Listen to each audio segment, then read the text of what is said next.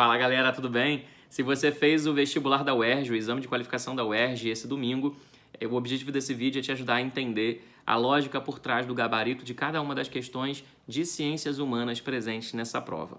É um vídeo um pouco improvisado, a gente não está no estúdio, está cada um na sua casa para a gente conseguir te entregar esse resultado o mais rápido possível. Então talvez você escute um latido de cachorro no fundo, uma criança chorando, que pode ser a minha filha.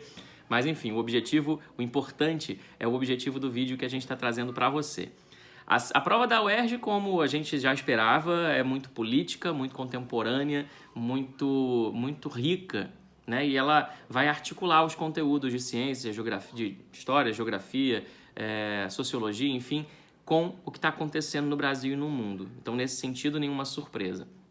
Esse novo formato que a UERJ tem praticado, ela parte de um texto base, e em cima desse texto base um conjunto de questões e depois as partes que a gente já estava acostumado, de ciência, de linguagens, de ciências da matemática e da natureza e finalmente ciências humanas.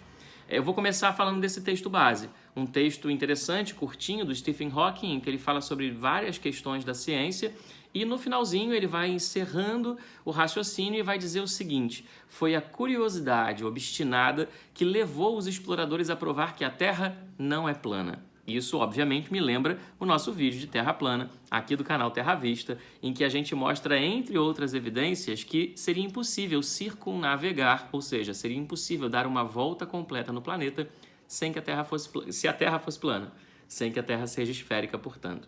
E aí a primeira questão, ela quer saber exatamente isso. Ela traz um texto de apoio e, na sequência, ela quer saber de você quais dos percursos realizados durante o período das grandes navegações não seria possível numa Terra plana, né? E então ele traz 4 opções. As 3 opções, letra A, letra B e letra C, são percursos que você vê o início, o meio e o fim identificados por uma setinha dentro de uma parcela da superfície do planeta. A única das 4 alternativas que mostra a totalidade do planisférico, à exceção do continente antártico, né? A totalidade do planisfério e um percurso que some e de repente reaparece do outro lado é o item D, né? O item D que vai falar da viagem de Fernão de Magalhães entre 1519 e 1522. Portanto, essa lógica de que o barquinho pode sumir de um lado do mapa e reaparecer do outro só faz sentido se eu entendo que isso é uma representação plana de uma superfície que é esférica. Por isso, letra D. Bom, e aí na sequência, ainda a partir desse texto base, a UERJ ela vai trazer na questão 3 o debate do aquecimento global e sobre como que os governos mais recentes dos Estados Unidos se posicionam em relação a isso, um conteúdo claramente da geografia. E aí a questão ela traz 2 reportagens para a nossa reflexão. A primeira, do jornal É o País, publicada em 2015, vai falar sobre o fato de que o Obama, o ex-presidente dos Estados Unidos, ele vai estabelecer limites para a emissão de gás das usinas naquele país. As usinas que produzem energia, elas passam a ter um limite para a emissão de carbono. Uma decisão que claramente está alinhada com todo o debate internacional mais contemporâneo sobre o progressivo aumento das médias térmicas globais, certo?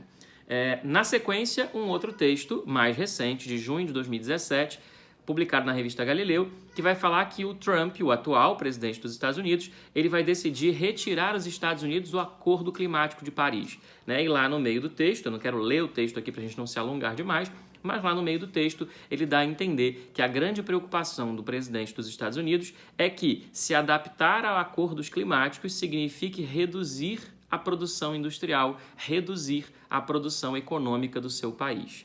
Então a questão, ela quer saber, é um formato clássico da UERJ, em que ele quer saber ou uma causa e uma consequência, ou que um texto e o outro texto trazem para você entender, ou seja, em cada item você tem 2 respostas. O comando da questão é: a diferença entre as posições de Obama e Trump quanto aos problemas relacionados à mudança climática na atualidade está associada, respectivamente, a quais aspectos? E o gabarito é o item D.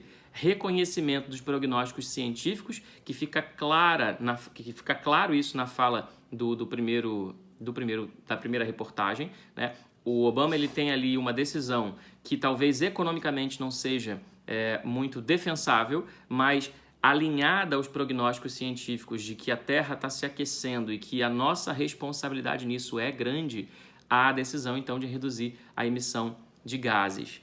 E na sequência, defesa do crescimento econômico, que está claramente presente na fala do Trump. Não vamos nos alinhar aos acordos internacionais, porque isso pode reduzir a oferta de empregos para os nossos cidadãos, isso pode reduzir a geração de renda e a geração de impostos, isso pode reduzir o giro econômico dos Estados Unidos. Reconhecimento de prognósticos científicos e defesa do crescimento econômico, item D. E aí, indo para o finalzinho da prova da UERJ, a UERJ ela encerra a sua prova com ciências humanas. São 14 questões de ciências humanas de forma geral, algumas claramente geográficas, outras mais históricas, mas muitas delas você consegue encontrar ali uma interdisciplinaridade. A questão 47, que abre a prova de ciências humanas, ela vai falar sobre um documentário, The True Cost, que a tradução para o português seria algo como o custo real, o custo verdadeiro. É um documentário sobre a indústria da moda. E claro, você não precisa ter assistido ao documentário para fazer a questão, porque o texto, que é tirado de uma revista, a revista Trip, ele fala sobre esse documentário e deixa claro para você que é o seguinte: a indústria da moda, quando te oferece uma blusinha por R$19,90, você fala, uau, super promoção, vou comprar duas. Aquele preço que você está pagando não é o custo real. O custo real ele está embutido no salário baixo que o produtor, que o funcionário que foi pago para produzir aquela sua camisa deixou de ganhar, né? O direito trabalhista que ele deixou de ganhar está embutido no direito social que ele deixou de ter. Está embutido na criança que está trabalhando num país periférico do mundo. O custo daquela roupa não é o R$19,90. O custo daquela roupa é a atmosfera do planeta que está sendo degradada. É o rio de um vilarejo no interior da China ou do Vietnã, sei lá, que está sendo poluído. Então o documentário e o texto da reportagem fala sobre isso, mostra que a indústria da moda, para fazer a sua roupa custar pouco, cobra muito caro do ambiente e dos direitos sociais de alguém. Então a UERJ ela quer saber, nessa questão, sobre o conceito de comércio justo, né, que é mencionado no texto. Esse comércio justo ele engloba o compromisso de viabilizar que o preço pago por uma mercadoria resulte em quais garantias? O que eu tenho que garantir para que esse meu produto, para que essa minha roupa, para que esse meu acessório não seja muito caro, porque eu também não quero pagar muito caro para aquilo, mas que também não custe muito caro para alguém. E logo no item A, ele traz direitos sociais e conservação ambiental. São premissas para um comércio justo. Fala aí galera, tudo bem com vocês? Agora é comigo e a gente vai discutir a questão 48, que trata da questão do papel da mulher na sociedade e em parte sobre o movimento feminista. O texto faz uma alusão à grande Simone de Beauvoir, que escreveu um livro conhecido como Segundo Sexo, que é esse aqui que eu venho lhe mostrar. Não estou fazendo merchan, não estou ganhando nenhum dinheiro para anunciá-lo, mas é um livro muito interessante que está em várias livrarias que você pode ler. Esse aqui é um livro que tem 2 volumes, né? E como o próprio texto fala, são 900 páginas com muito conteúdo, numa discussão que é super atual. Primeiramente, é importante você entender, e o texto que está aqui na minha frente está falando, é que, segundo a autora do texto base que está aqui na minha frente, que se chama Miriam Goldenberg, ela diz que a Simone de Beauvoir entende que existe uma diferença biológica entre homens e mulheres, mas que ela fala que a desigualdade de gênero está muito mais ligada a questões sociais do que essa diferença biológica. E aí é óbvio que você vai ter que mobilizar 2 tipos de conhecimento para responder essa questão. O primeiro é um tipo de interpretação do texto, que fala que essa questão social, essa desigualdade social, colocou a mulher um lugar de segundo plano, um lugar da mulher como um agente passivo, aquela brincadeira recatada e do lar, que não se coloca, que o próprio texto diz, como uma mulher forte, mas sim sempre no papel de uma pessoa frágil. E o segundo ponto é você entender que isso é uma herança histórica, que isso não parte de uma diferença biológica, mas sim de questões sociais e históricas que vêm lá desde o passado até os dias de hoje.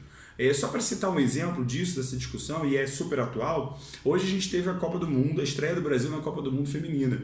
E não sei se vocês sabem, mas em 1941 foi baixado um decreto no Brasil que proibia as mulheres de praticar o futebol, porque falava, no decreto está escrito isso, que não era da natureza da mulher. E só em 1979, quase 1980, a mulher ganhou o direito de poder disputar partidas de futebol reconhecidas pelo Estado.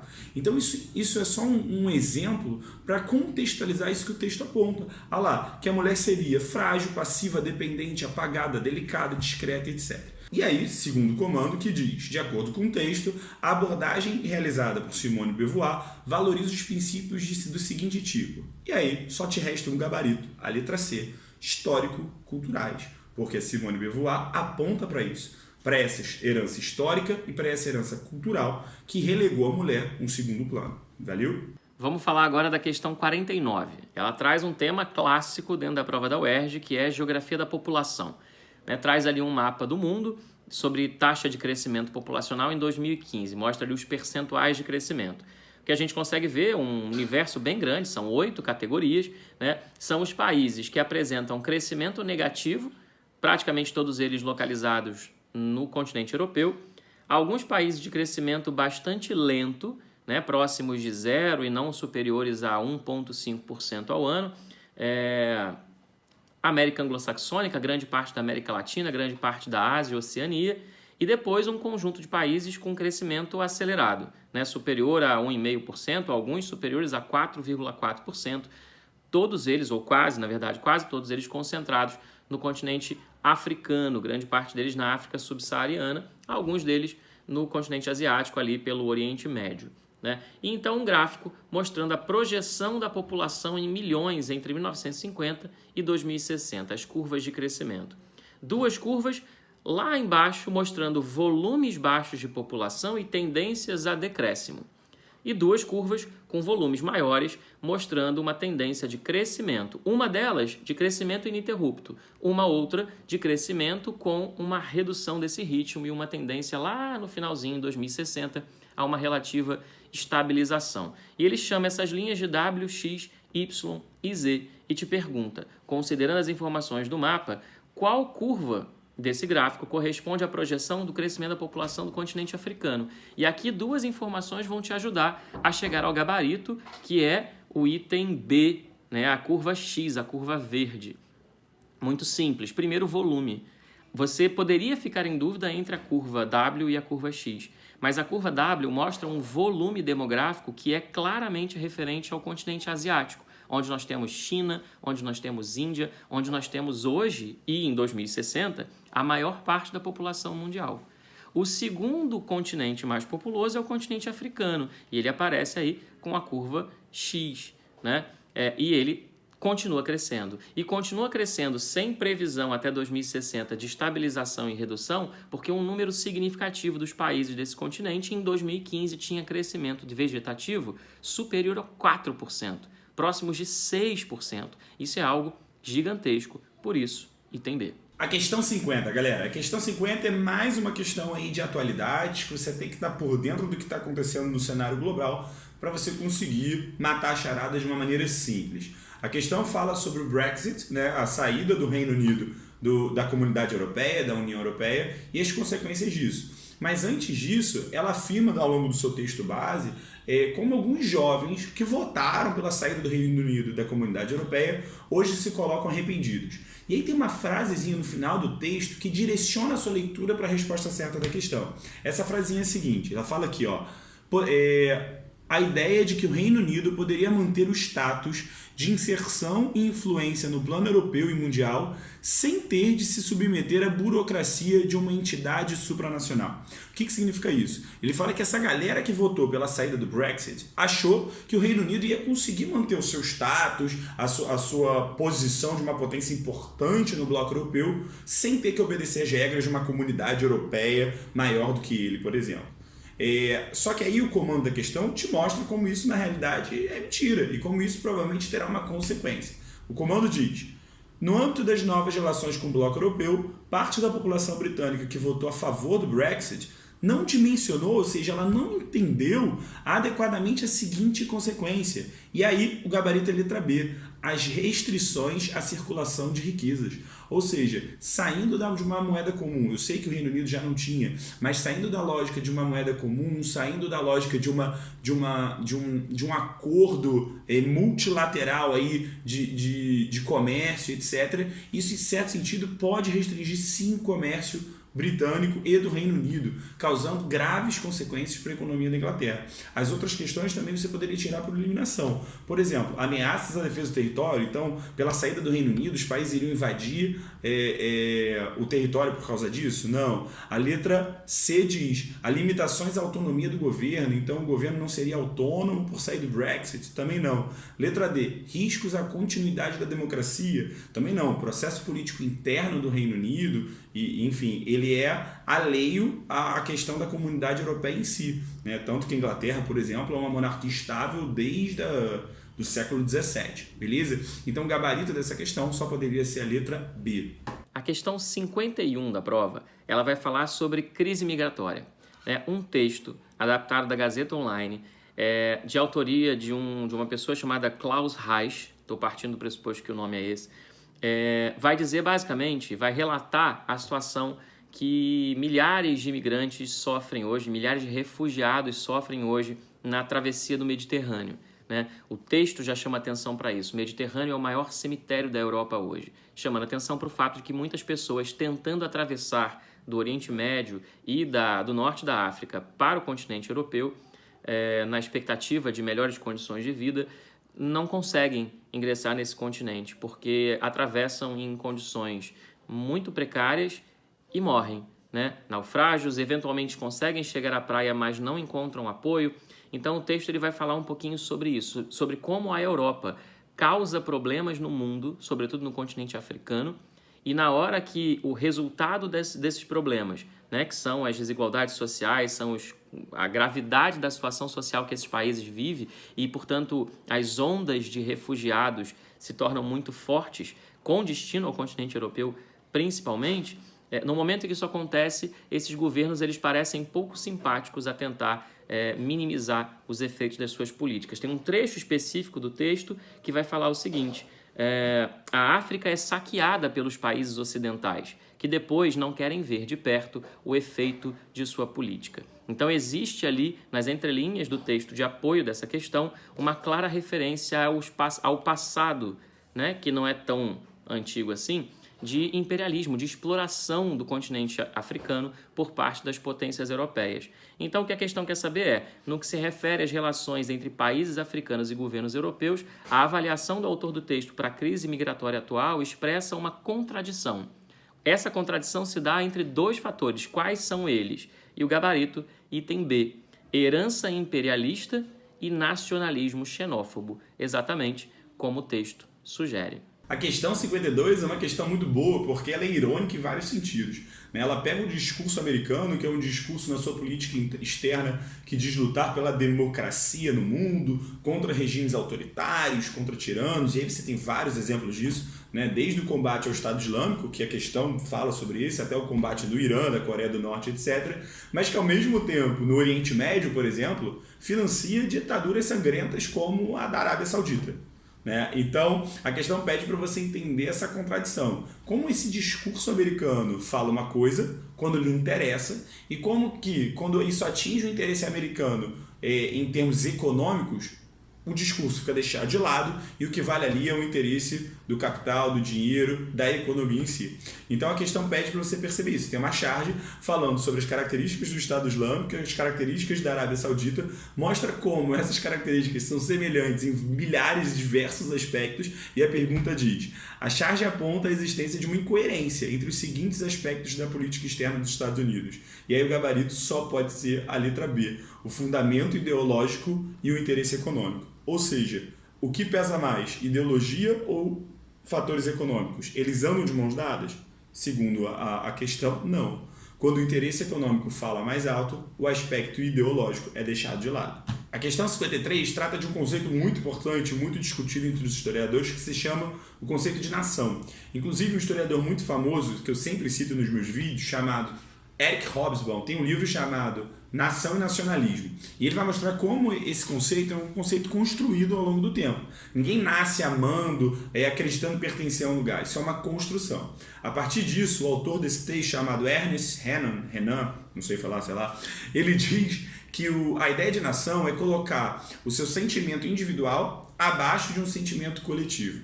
E aí, na última linha do texto, ele faz uma indicação para o gabarito. Ele diz o seguinte: se você tiver algum problema sobre a questão das fronteiras, basta consultar o povo e a população envolvida para você resolver. Elas têm bem o direito de ter uma opinião nessa questão. E aí, gente, a gente parte para a questão. A questão pede para você linkar essa questão do sentimento de pertencer a uma nação com as questões de fronteira, com as questões de divisões dos territórios.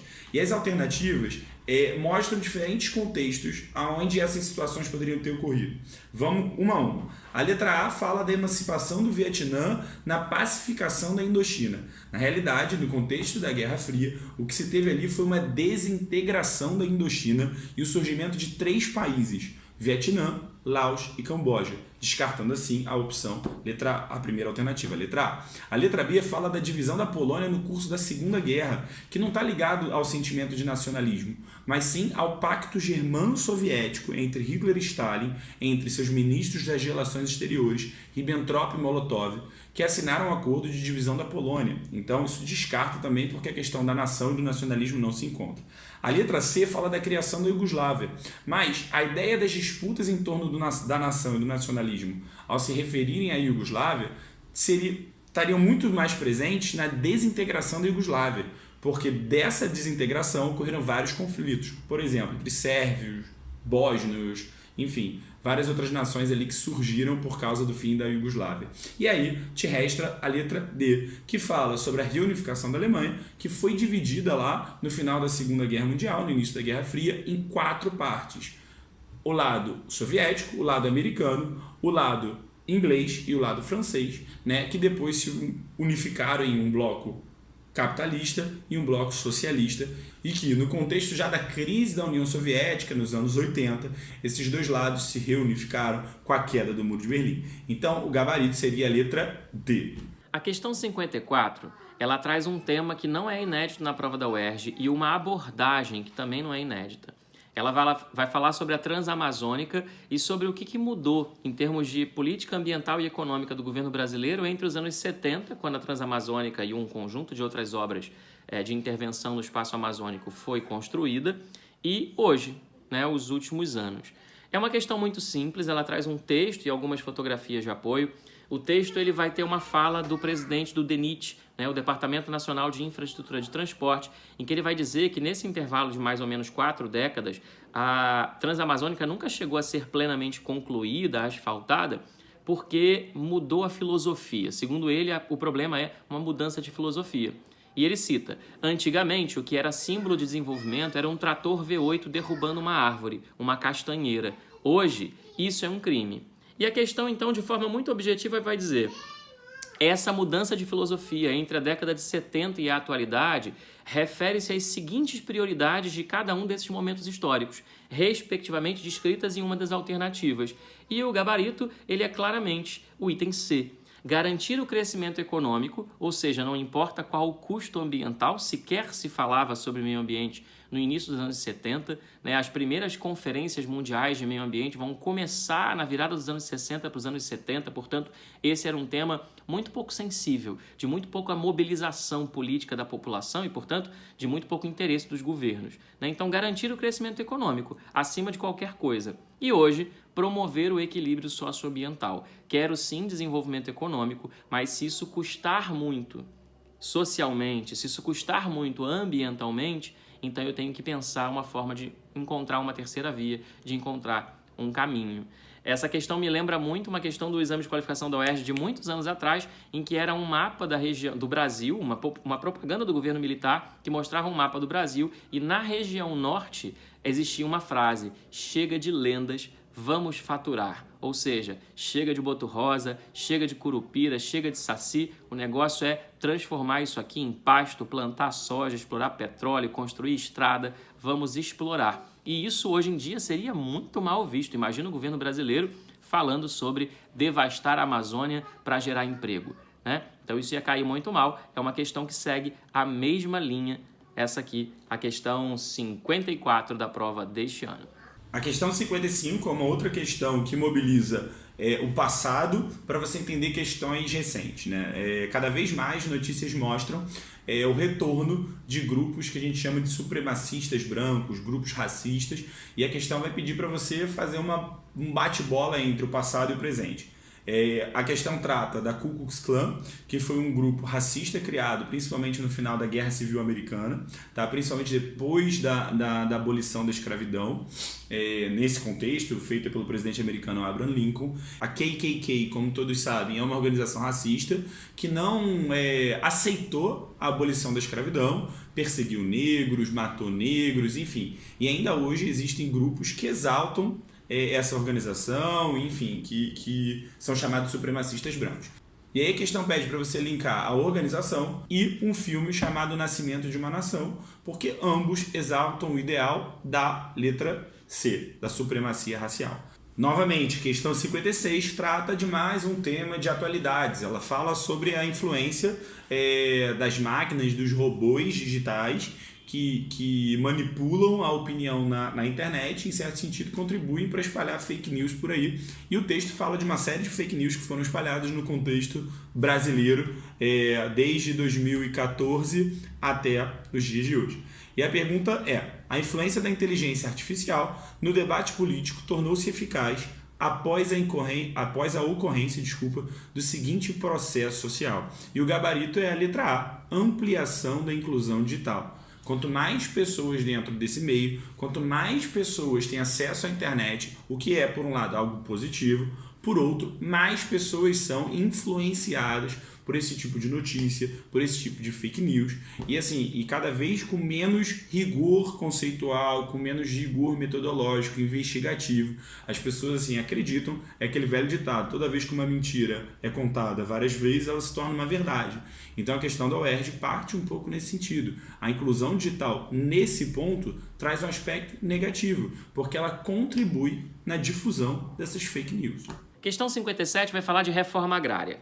E é uma questão muito simples, que a análise dos gráficos te ajuda bastante, e um conjunto outro de informações que você traz das suas aulas também vai se tornar fundamental para você realizar. Ela traz gráficos mostrando as áreas desapropriadas para fins de reforma agrária entre 94 e 2018 e a área utilizada, de fato, para assentamentos de programas de reforma agrária no mesmo período. O que a gente consegue ver, lendo os gráficos, é que a área desapropriada ela foi muito significativa até o início dos anos 2000, depois ela desaparece praticamente, as ações de desapropriação, e as áreas utilizadas para assentamentos de reforma agrária sempre foram muito maiores do que o número de áreas desapropriadas para esse fim. Ou seja, se eu tenho assentado muitos hectares, muitos milhões de hectares de reforma agrária, e eu não tenho desapropriado propriedades, latifúndios para esse fim, o que a gente pode concluir, que de fato é o que acontece como prática dos programas de reforma agrária no Brasil desde a década de 30, é que a maior parte dos assentamentos não é feita em áreas de desapropriação, é feita em áreas de terras públicas, de terras devolutas. Ou seja, onde está a maior parte da concentração da terra no Brasil? No Sudeste, no Nordeste, nas áreas de ocupação mais antiga. Ali eu tenho a grande concentração de terra. Ali eu tenho grande demanda por terra. Mas onde que essa população sem terra é assentada em programas de colonização e reforma agrária? No Centro-Oeste e na Amazônia, principalmente. Ou seja, essas terras oferecidas para a reforma agrária não são terras desapropriadas, são terras públicas que são utilizadas em programas públicos de reforma agrária. Nesse sentido, então, fica muito simples chegar ao gabarito. As informações do texto e a comparação dos dados dos gráficos permitem reconhecer um processo socioespacial para o conjunto do campo brasileiro, cujo efeito é a manutenção da concentração fundiária. A questão 58, ela vai falar de muita gente sem casa, muita casa sem gente. Você provavelmente já ouviu essa frase numa versão para terra. Muita gente sem terra, muita terra sem gente, que fala sobre concentração fundiária no Brasil. E é basicamente o mesmo raciocínio. O que a questão traz, os dados que a questão traz, mostra que no Brasil existe mais apartamento, casa, mais imóvel vazio do que gente sem casa, do que gente sem imóvel. É uma questão que vai falar sobre déficit habitacional. E aí, gente, é muito fácil de entender. Se eu tenho mais casa vazia do que gente precisando de casa, por que eu continuo tendo gente precisando de casa? Por um dado que você certamente sabe. Eu preciso pagar para morar. O metro quadrado, ele tem custo, especialmente se ele estiver numa área valorizada das cidades. Então eu preciso viver em algum lugar, não tenho casa. Existe uma casa disponível para mim, mas ela custa dinheiro e eu não tenho dinheiro para pagar por ela, então a casa continua desocupada e eu continuo sem casa. Essa é a base do entendimento desse déficit, né? Que é inclusive incômodo, é injusto, é absurdo, mas é real. Então, o que a questão te pergunta é: a contradição apresentada no texto e nos gráficos deve-se ao fato de que o espaço urbano possui simultaneamente que atributos? E é basicamente esse que a gente conversou. Existe um valor de uso. O apartamento, a casa, serve para quê? Qual é o seu valor de uso? O seu valor de uso é servir de moradia. Acontece que ele tem um valor de troca, ele custa dinheiro, você pode usá-lo e em troca você vai me dar um valor por aquilo. E se você não tem esse valor, você não tem acesso àquele. É essa contradição, é essa simultaneidade de valores, uso e troca que explica a contradição de termos mais casa vazia do que gente sem casa e permanecendo sem ela. Questão 59 traz um tema bastante contemporâneo, que é a questão da Crimeia. A Crimeia que foi anexada pela Rússia muito recentemente, em 2014. O texto da questão traz todas as informações desse conflito entre Rússia e Ucrânia para que você não precise desse dado. Você vai apenas trabalhar com eles, você vai refletir com eles. E para mim essa é uma questão que se resolve com interpretação do mapa. Para pensar, o texto fala sobre a construção de uma ponte. Essa ponte está ligando o território russo a essa península, a Crimeia, que desde 2014 foi anexada pelos russos, mas que até muito recentemente era território ucraniano. E ele quer saber o seguinte: tendo como base o mapa da Crimeia, então você olha lá para o mapa e observa onde está localizada a Crimeia na relação com o território russo. Tendo como base o mapa da Crimeia e as informações da reportagem, observa-se que a construção dessa ponte se insere em um projeto russo para a promoção de quê? Gente, eu vou construir uma ponte. Essa ponte tem a capacidade de promover algum tipo de homogeneização política? Claro que não. A construção de uma ponte pode promover modernização financeira? Certamente não. A construção de uma ponte pode ter influência cultural? Claro que não. A única coisa que a construção de uma ponte, sobretudo neste lugar que a questão apresenta para a gente, pode trazer como resultado é uma integração territorial, o que nos leva ao item D. Então, galera, a questão 60, por fim, é uma questão raiz, uma questão de história mesmo, assim, lá do passado. Inclusive é de um tema que a gente sugeriu que poderia aparecer no exame, que é o tema da ditadura civil-militar. Ele fala do AI-1, tão pouco falado o AI-1, né? Sempre o ato institucional mais mencionado é o AI-5, mas o AI-1 é um ato também extremamente autoritário. Primeiramente, ele fortalece o poder executivo do presidente, com a sua prerrogativa em poder enviar ao Congresso Nacional o projeto de lei, mas principalmente ele dá ao legislativo o poder de cassar mandatos. Né? O que significa isso? Aqueles que fossem contra o governo, que fossem uma oposição ao governo, perderiam os seus mandatos parlamentares, que eles ganharam de maneira democrática, pelas eleições, pela Constituição que vinha desde 1946. E aí, o comando da questão e as alternativas, você tem que tomar cuidado. Lembrando, a UERJ nunca tem uma alternativa que está conceitualmente errada. Então, aqui é uma questão que você tem que ficar atento. Olha o que o comando fala. Um dos efeitos imediatos, ou seja, efeito imediato dessa medida, no que se refere à atuação do Poder Legislativo, foi ampliação de atribuições decisórias. Nesse caso, a letra A pode ter confundido muitos alunos. Primeiro, porque a letra A fala em ampliação de decisões, de poder, de atribuições, e que o AI-1 fala, mas a pergunta quer saber sobre o legislativo, não sobre o executivo. E a letra A fala sobre o executivo, sobre o fortalecimento do poder do presidente. Ou seja, isso está correto na legislação do AI-1, mas a questão está te pedindo os efeitos no legislativo, não no executivo. Por isso o gabarito é a letra D, perseguição de grupos oposicionistas. Ou seja, o direito do legislativo em caçar as pessoas que fossem contra o governo. Por isso o gabarito é a letra D, tá bom? Espero que você tenha feito uma ótima prova. A gente aqui do canal torce sempre pelo seu sucesso. Estamos aqui sempre que você precisar. Pode mandar dúvidas nos comentários, pode ir no nosso Instagram chamado @canalterravista, mande sugestões, vídeos, estude com a gente. A UERJ foi o primeiro exame, nós temos agora o segundo à frente e nós temos o Enem. Então estamos juntos, tanto aqui no Rio para a galera, quanto de outros lugares do Brasil também. Um abraço, gente. Valeu, até a próxima.